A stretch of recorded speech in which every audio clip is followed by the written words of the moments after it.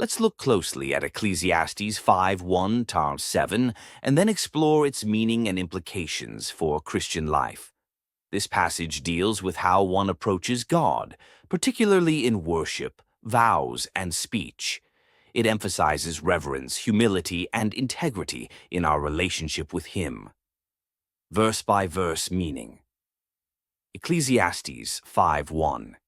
Guard your steps when you go to the house of God.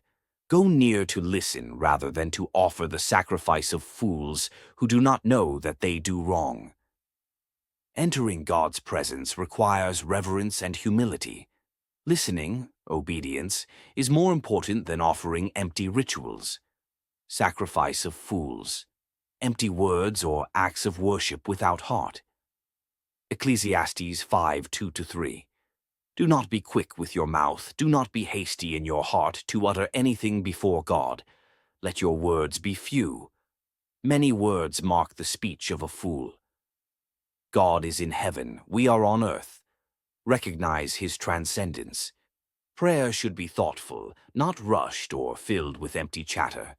Too much talk without substance leads to foolishness.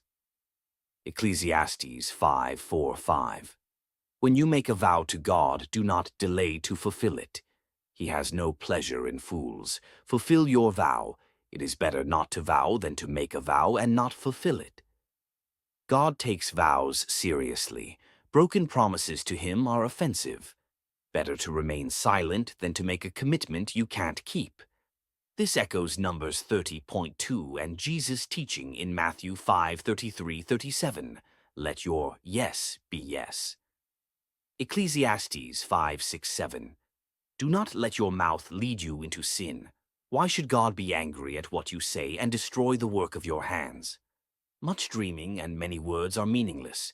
Therefore, fear God. Reckless words can bring guilt and judgment. Empty dreams, words, versus the reality of fearing God. The conclusion: reverence for God outweighs human chatter, promises, or rituals. Implications for Christianity. Reverence in worship. Christian worship should not be flippant or casual. Approaching God calls for humility, listening, and sincerity. Hebrews 12:28-29. Prayer with integrity. Prayer is not about word count. Matthew 6:7-8. It's about heart, honesty, and attentiveness to God. Commitment and truthfulness. Christians should avoid making rash vows. If we commit something to God, we must follow through. This ties to Jesus' command in Matthew 5:37 to let our yes mean yes. Living faith, not empty ritual. True worship is about obedience and relationship, not just performing religious duties. 1 Samuel 15:22. The fear of God here is not terror, but reverent awe. For Christians, this means living with awareness of God's holiness and majesty, shaping our speech, promises, and actions accordingly. In essence, Ecclesiastes 5:1-7 warns against careless worship, prayer, and promises, pointing us instead toward reverence, integrity, and humility before God.